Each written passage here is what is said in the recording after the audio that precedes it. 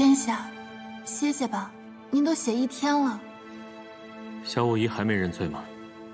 殿下恕罪。无论如何刑罚，萧无一始终一言不发，只问狱卒要笔墨，想要完成兵书。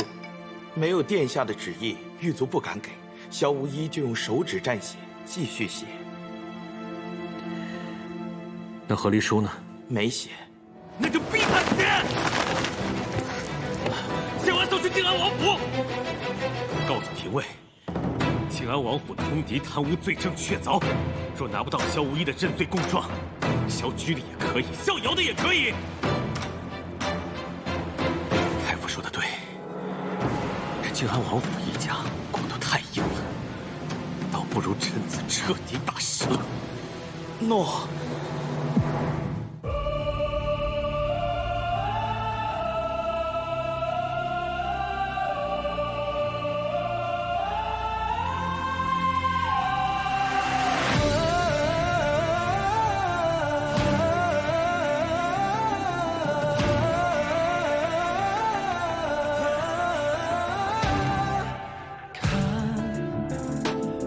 灼灼，怀一腔赤诚，人不枉一生执着，手挥斥方遒，扶风起云涌，常怀想苍穹，矢志不忠，以命为守，勿忘，以魂招肝。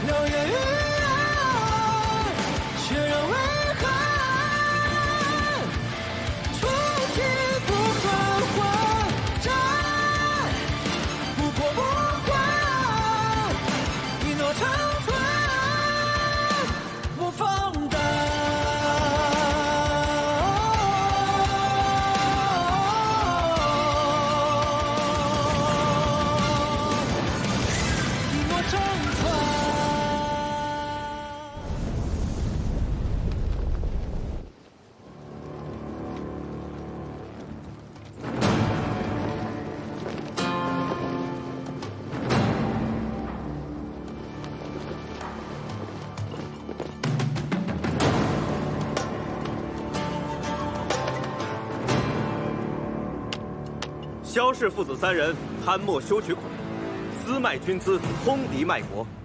现查封王府，监国恩旨，非萧氏族人者可离开，不愿离开者，即刻封府。除了老王妃，其他人都走了。何夫子只是我们家请的先生，蕊生那是我们家请的大夫。不是干女儿和妾室吗？还有那孩子。何夫子是何氏女，与萧氏无关。而于蕊生从来都不是靖安王府之人，他是北府军医署官绅。领北府俸禄。至于段子期，就更不是萧无一的儿子。而老王妃，若我没记错的话，大业吕年逾5旬夫人戴罪，可居家囚禁，是否？至于我，你手上拿的是什么？这是萧世子的和离书，监国殿下让世子妃好好为自己考虑考虑。请诸位将我的意思告诉亲王殿下。明日就是最后期限。报！启禀殿下，正通书局撰修柳昭琳前来自首。柳昭琳不是已经？报！微臣恭喜殿下。孤何喜之有？启禀殿下，萧无一脑中的血瘀已近3年，已成痼疾。殿下放心，一旦经脉完全堵塞，便再无生路。依臣愚见，萧无一应活不过今年。放肆！顾何时说过要萧无一的性命？我告诉你们，若是萧无一无法痊愈，姑让你们整个太医署一起陪葬。下去。诺。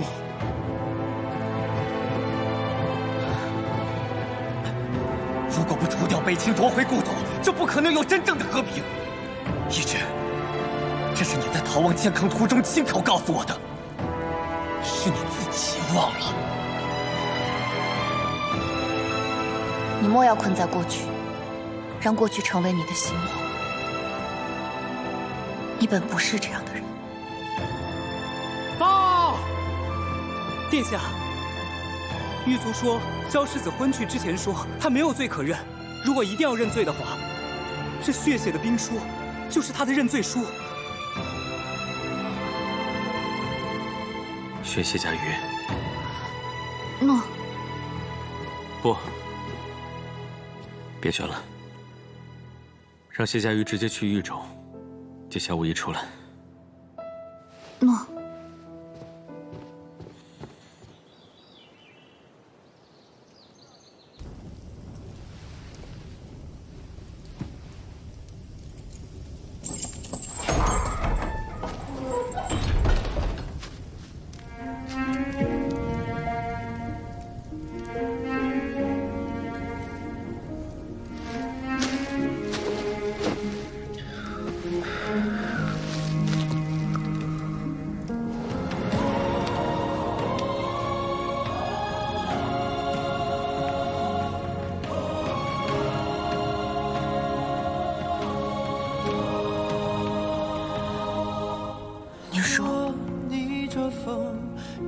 我来写吧。是你知我不负承诺，将信念的痕迹重合。这一程有多长，我只愿与你同往，哪怕生死之间走一趟，不能忘。就让我奔赴你的方向，是属于我的守望。一程匆匆，却唯独你与我炙热的天光。就让我燃烧一生愿望，也拉住你的手掌。光阴距离不可阻挡，两颗心同去同归至天荒。好了，现在可以跟我回家了吗？将这些书稿收起来，交给齐王和尚书台。这些都是你毕生所学，你教会了他们，不怕教会徒弟饿死师傅啊？那不是正如我所愿吗？难道你不希望这大业多几个小武艺吗？你真给自己交代。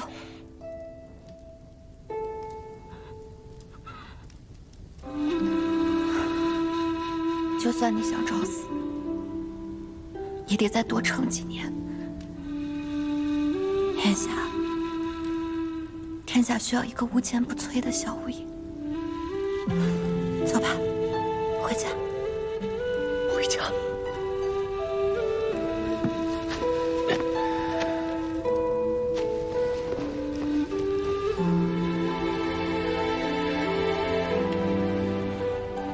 走。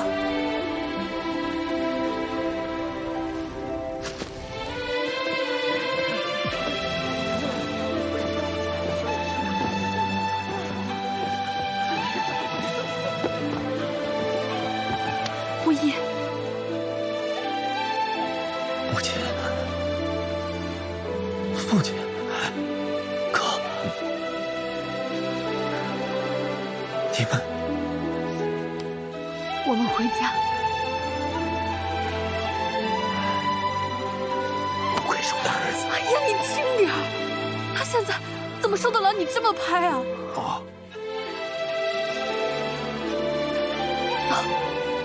好，我们回家。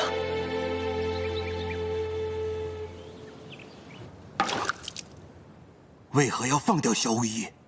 你这，哎呀，这是扳倒晋安王府、收回北府兵权的唯一机会啊！你难道不想为自己的亲生母亲报仇了吗？若非萧居隐瞒不报，安陆二世岂会被冤枉覆灭？谢家瑜拿来了您和齐王府乳母的书信，以公开我的身份作为要挟，要我放了萧无疑。您说是该放，还是不该放呢？那日他特意来找我，竟是为此。哦，对，柳昭林投案自首了。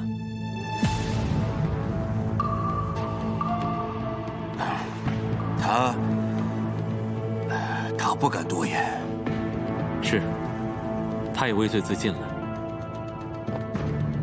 廷尉还去了上河坊3巷查封，还想抓住那些曾经帮过柳昭林伪造贪墨账簿的学子们，可惜晚了一步。还有，父亲，孤只有一位母亲，那就是齐王妃。当年是齐王妃用她的命换了孤与妹妹的命，孤从未有过第2位母亲。她的仇是您的心结，不是我的。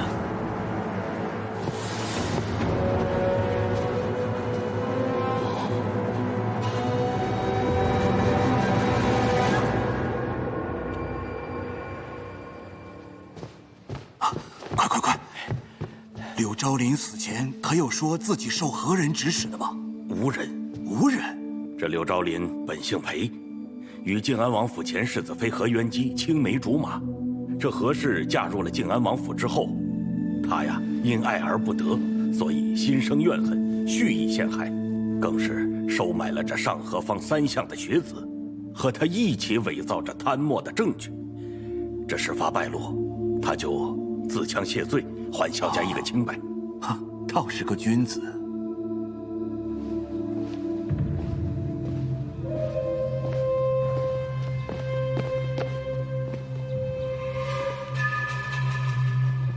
是你？从我入狱的那一刻，就让我想起了当年流传在上京后宫中的一段旧事。当太傅在以粮道坍塌之罪，欲置我靖安王府全族灭门，就更印证了我的猜测。当初太傅和安贵嫔的传闻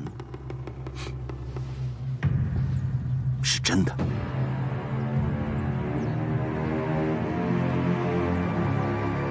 你明知道那是个冤案，这还是把2大世家数百口性命送上刑场。我如今这么做，不过是一报还一报罢了。当年世家独大，上欺皇权，下压百姓，以致民不聊生，各地义军纷纷举旗。那你们就可以不论黑白枉杀性命吗？安禄从未叛国。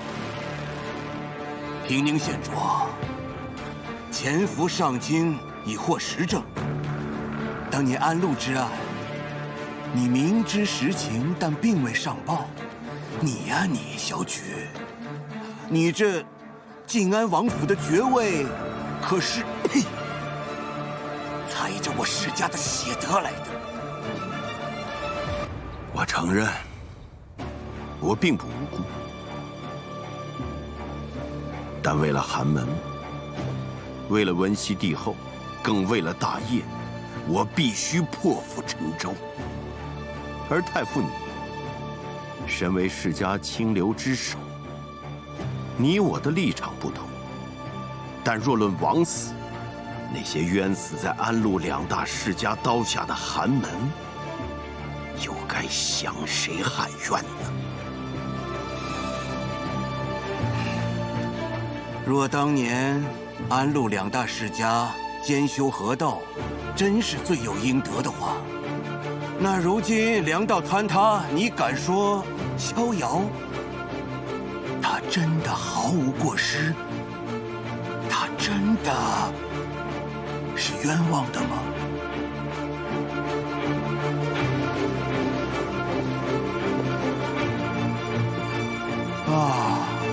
贪污走私或许是冤案，但粮道坍塌却未必。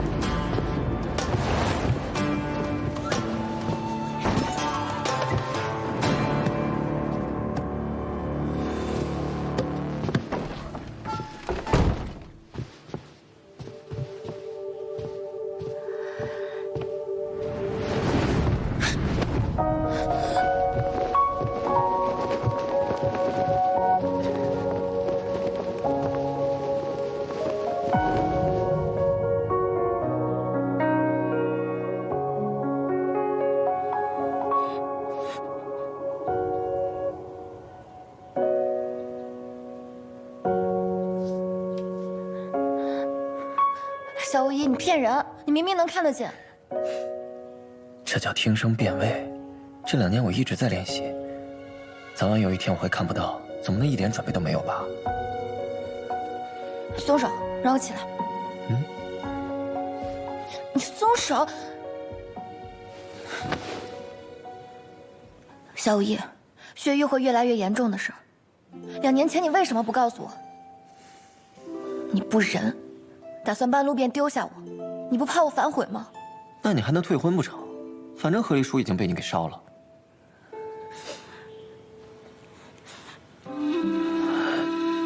你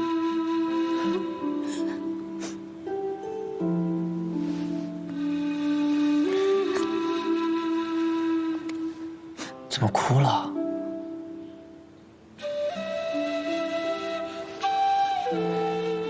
这血瘀之症无法医治，即便是我告诉你，也只是徒增你的烦恼。可你若是早点告诉我，这2年我便不会离开你，我也不会没心没肺的，因为我们还有很多时间。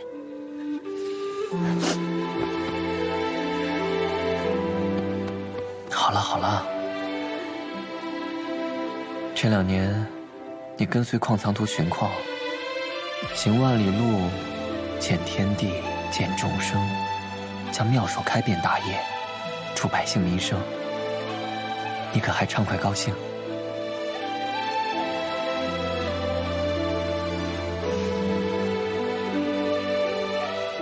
你高兴快乐才最重要。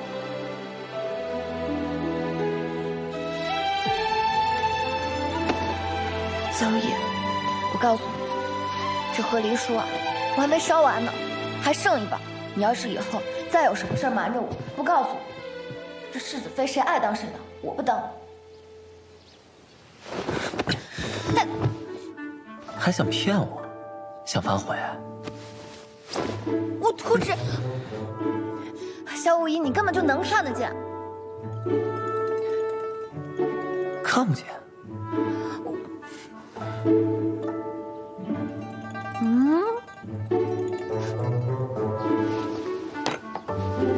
子期，你听阿娘的话，以后若是碰到像世子爹爹这样的人啊，就离他远一些，免得砸了自己的招牌。世子爹爹是什么样的人啊？为了哄女郎开心，把绝症说成风寒，不知保养，心里没半点数的人。可是阿娘，我以后不想学医。那你想学什么？我想学下毒。你再说一遍。我还想学家喻姨母的机关之术。若是能将2者结合，定然威力甚大。我那日还看见……哎，阿娘，属下留情。段子期，你给我回来！你以后少跟你家喻姨母混，他那炼丹炉你要是碰一下，老娘剁了你的手！你看看，你都教了子期什么？明明是你不肯松手。这是什么？这是我为你做的路障，里面有机关，不用的时候就可收进袖内。不过你已学会听声辨位了，我看你也不学。哎，谁说我不要？谢家云。其实我在狱中写的和离书是假的，我从未想过要与你和离。我知道。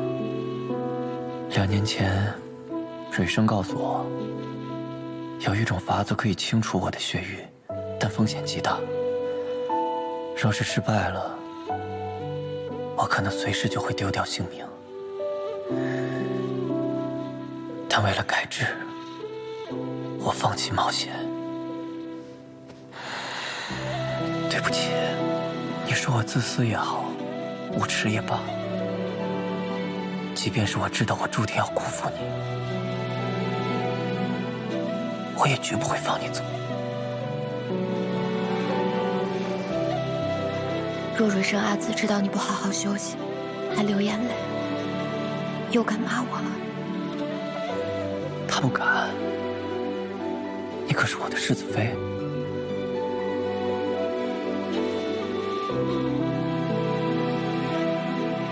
我从小就失去了亲生父母，阿母、太傅、乐君和阿茂，也都一个一个离开了我。我这一生，好像一直在学习如何与人告别。所以你别担心，我很擅长与人说再见的。就算真的有那一天，你离开了我，我最多也就为你哭1个月吧，不，3个月。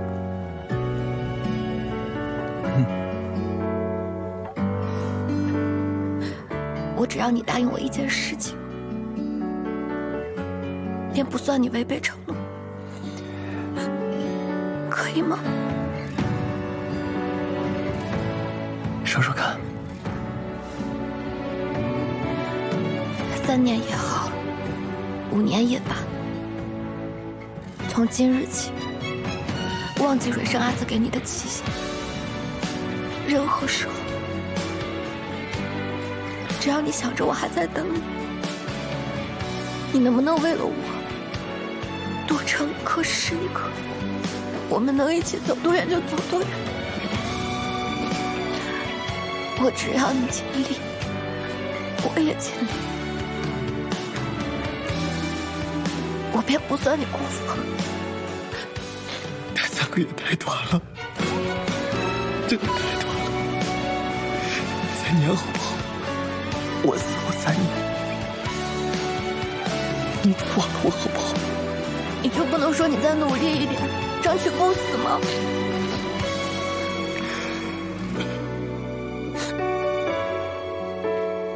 好。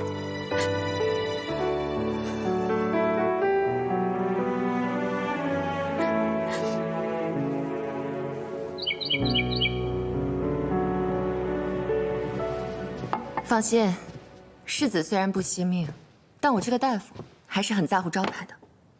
我会尽我所能，让他活下来。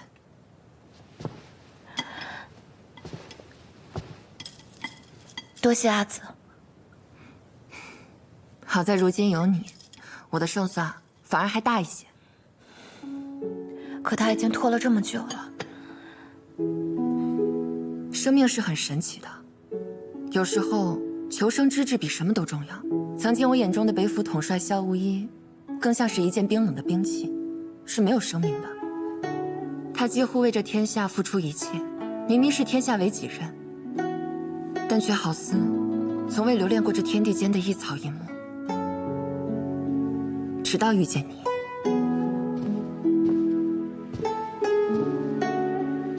有志之人贪生，殉道之人求死。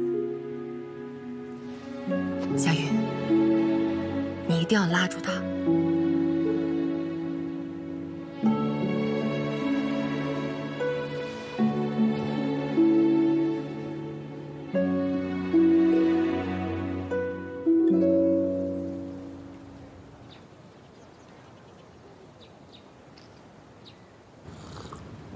你自知命不久矣，5年、10年，根本不够完成你心中的宏图霸业，所以你急于北府改制。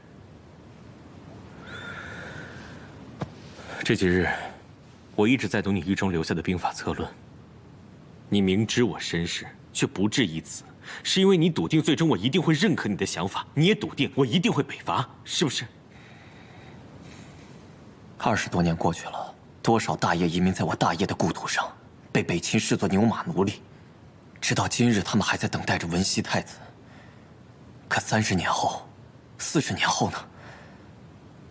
一直，你与太傅不同，世家不思故土安于享乐，可齐王永远不会忘记齐州陷落。但我不是棋子，我李义之的生死荣辱，绝不能系于你萧无一一心之善恶。靖安王府、北府军，都必须得到遏制。靠世家吗？你明明比我更清楚，世家才是大业的农庄。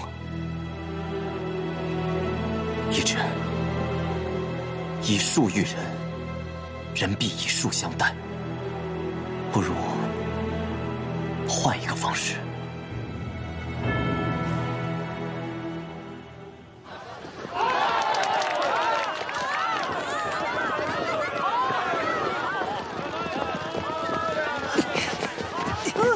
钱呢？啊，我的钱呢？告诉你，小屁孩，今儿不给钱你就甭想走。把钱拿出来，拿出来，拿出来，快点！操，拿出来不就完事儿了吗？走。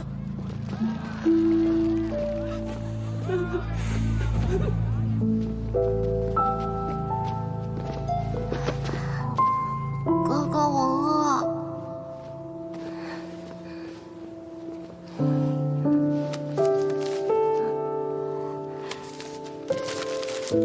多谢。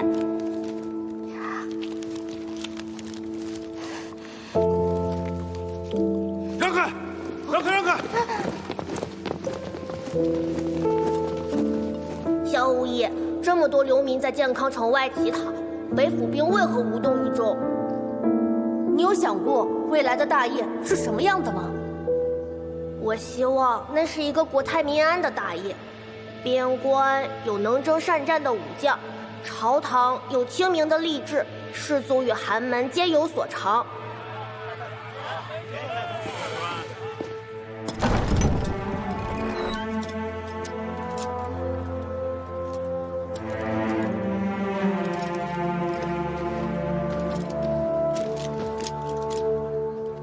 他们便是藏身西院的寒门学子。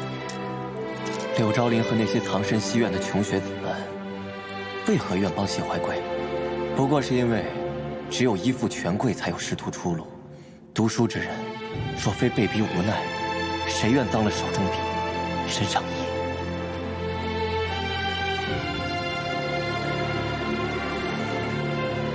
你说，我应该重新给他们一次机会吗？殿下曾救妾性命，于妾而言，殿下便是幽暗中照亮灵魂的神明。若今日殿下肯再给他们一个机会，他们也一定会将一生都献给殿下的。殿下恕罪，妾失言。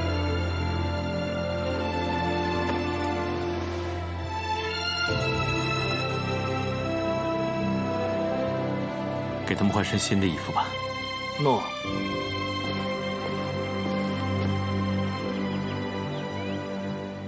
设立中正，以家世、文藻、德行为经纬，划分品阶，上品仅士族可获。老师还当南台会是士族私器呢。孤监国3载，广设州学，拓藏书阁。寒门俊杰已非无下阿蒙，故而孤要将兰台会改为春考，让燕雀与鸿鹄同进云霄。殿下，礼法乃天之北斗，若妄改旧制，恐乱天地纲纪。老师都把孤推到这个位置了，还谈什么宗法纲纪？殿下，开春考劳师动众，更何况世家子自垂髫便习经籍，天下鸿儒尽萃鸿门书院呢，也皆各大世家所营，倾金帛，聚贤良，以尽揽九州精英。莫非老师是怕世家考不过寒门？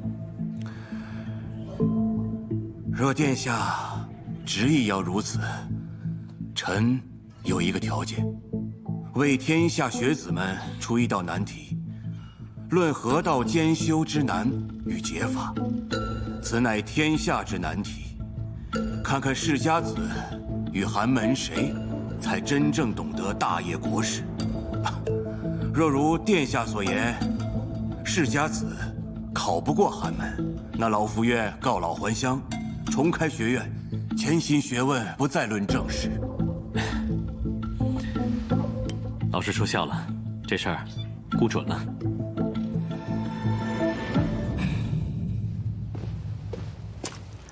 快，今年的兰台会时间定了。什么看看？且慢！东宫令今年兰台会取消，改为春考，不论门第，选拔人才。不论门第取消了？真不论门第啊！谢怀贵，谢怀贵，你给我出来！出来！为什么取消兰台会？为什么取消啊？谢怀贵，你给我出来！回府。谢怀贵，3日后就要开春考，你哥整日沉迷画本，他根本就志不在此，在山水间，整日就混在乐坊。这底报上讲，此次拔选只有儒经和策论2科。学子皆匿名参考，匿名判卷，5合并得为上，3合4合为中，2合为下。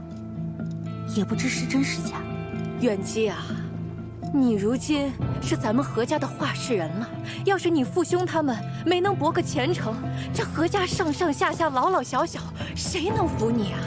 远基，我的话你听见没有？你得去劝劝你父兄啊。古今选贤任能，皆以出身和家世论。所谓上品无寒门，下品无士族。齐王今设春考，无分贵贱，无分门路，只要有真才实学就能参考。若是真能随才取士，那真是件大功德。他们不愿意去考，又有何用啊？何一墨，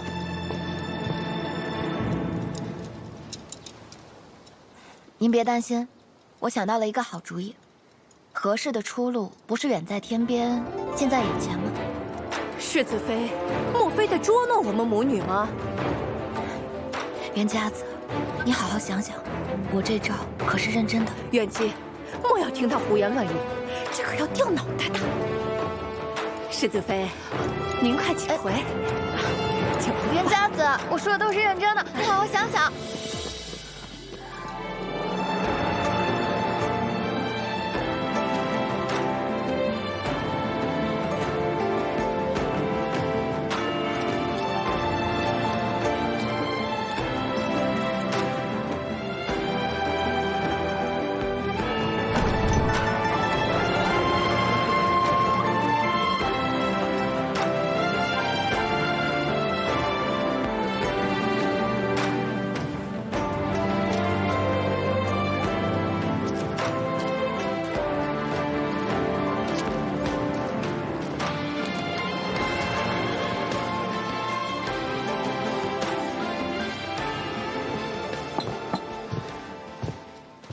你转得我头都快晕了。也不知道袁家子到底考了几品。放榜了！放榜了！放榜了！几品？1品。真的？这下袁家子总算是扬眉吐气了，当了女博士以后入朝为官。我得好好给袁家子设计一顶3冠。他现在人在何处？已入东宫，正要册封呢。颍川忠义郎何氏5房次子何元，堪定本次恩科榜首，可入太学，封博士名，定品上1品。颍川何氏5房次子何元拜首。平身。谢殿下。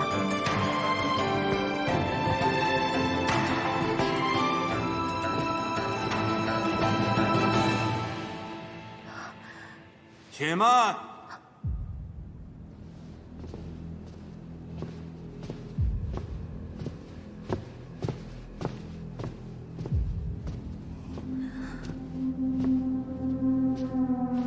敢问殿下，为何钦点何元为春考1甲博士？殿下可是为论河道兼修之难与解法这一题？太傅所言正是，这道题。天下考生皆引先帝文西月考中兼修河道之法，以木桩与柳条兼顾河堤，但何元却提出竹笼卵石之法。何元，你来说。竹笼卵石，以竹编笼，装满卵石，沉于河道之内。竹笼的韧性和卵石的重量，既能稳固河岸，又可以适应水流的冲击，此乃以柔克刚之法。不问你，你一个世家子，怎会知解法？回殿下，是有一位罪人交授于我。罪人？河源今日也把他带来了，他叫柳昭林。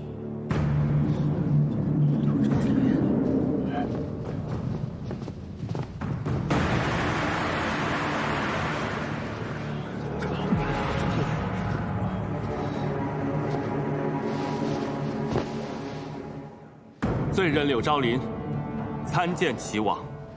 柳昭林，你不是已经死了吗？太傅本想让罪人死在大理寺，是萧世子救了我。我与太傅在书局相识，太傅说你想出头就得先学会低头。我只要替他伪造晋安王府的账簿，构陷王府勾结外敌，他便会给我一个入仕的机会。罪人低头了，我欺骗了晋安王府从前的世子妃，从他的手上骗取了萧氏私信，在太傅安排的上河坊3巷，整整写了3个月，伪造出了一首足以以假乱真的字。可是后来，晋安王府案发，他便要杀人灭口。而这烛龙卵石是我在太傅的书房中看到的，10几年来，他一直在研究此法。晋安王府的罪状，的确是我指使柳昭林等人伪造，而老夫的确一直在钻研烛龙卵石。但你们可知道烛龙卵石之法的由来？当年安禄2世正是用烛龙卵石来兼修河道，而此法当年却被构陷，安禄蓄意破坏河道，勾结北秦，罪以叛国之名，以至于20几年来无人用过此法。若殿下承认这烛龙卵石之法，岂不是证明文熙帝是错的，而安禄2世乃冤案？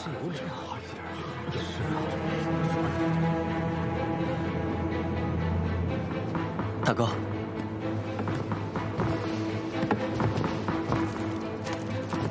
烛龙卵石的模型。萧无业，你早知我与大哥研究此法。一切都准备好了。萧无业，难道你今日要为安禄2世翻案？这样一来，恐怕文熙帝后的身后之名就保不住了。太傅如何，过去如何，我不在乎。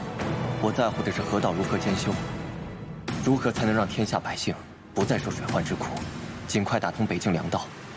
若他是对的，就不该被埋没。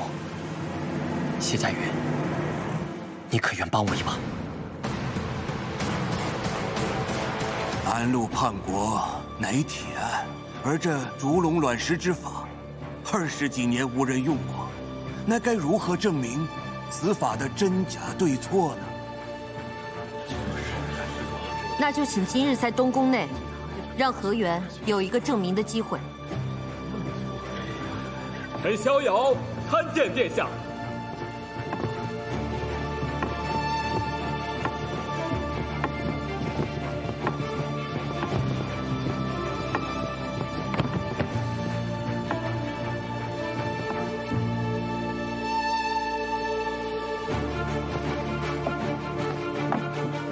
罪臣逍遥参见殿下。自从河道塌方，臣夜夜不眠，幸得柳先生所授，在世子妃帮助下，制此烛龙卵石，还请殿下恩准一试。准。谢殿下。组装。注水。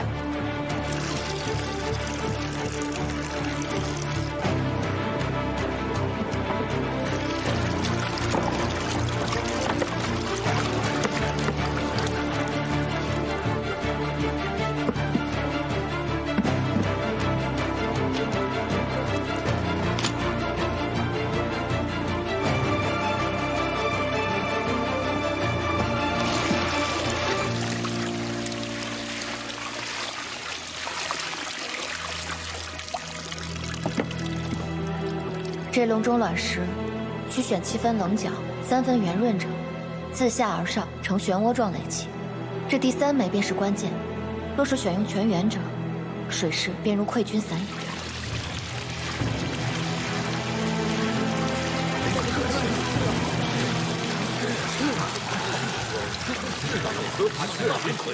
成了，你们看，水流变慢了，房子没有倒。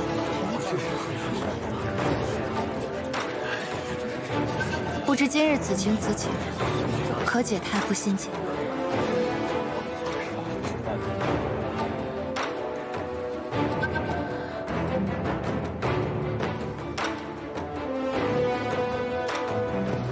殿下，今日若不教当年文帝之错，想必还会有更多百姓受水患之苦。今日，还请殿下明示。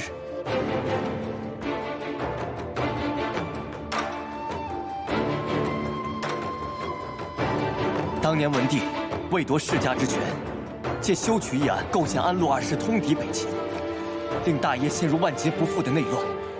北秦趁机南下，践踏上京。此悲剧，正是文帝一手铸成，更是世家与寒门相争之祸。若不弃世家与寒门之分，不为安陆二世平反，上京悲剧必定重演。文熙帝后亦非神明，而天下不该只有世家与寒门之分，天下更不可系于一人之身。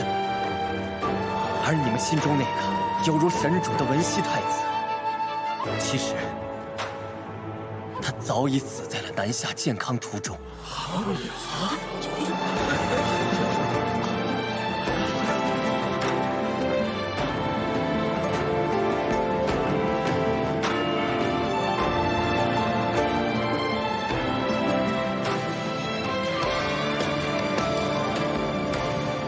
传古守谕，为安陆二世昭雪。凡有被诬之罪，一概洗除，收其遗孤，准其归籍，送入太学教养。同旨，削去逍遥一切官职，伐去岭南，解决粮道水患之难。臣鞠躬尽瘁，愿为大业赐而后已。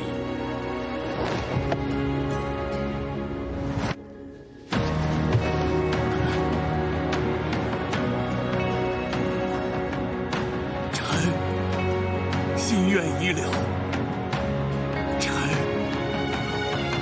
愿不罪。不罪，即不加罪。望太傅告老还乡，重开学院，潜心学问，永不论政事。臣领旨。柳昭林与上河坊3项学子伪造字迹账簿，构陷靖安王府。念其起因，乃世庶不公，泥涂之法，广开一面，流徙800里。罪人领旨。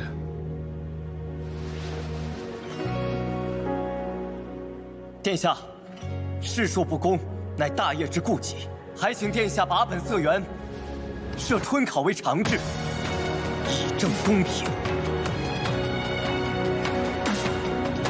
准。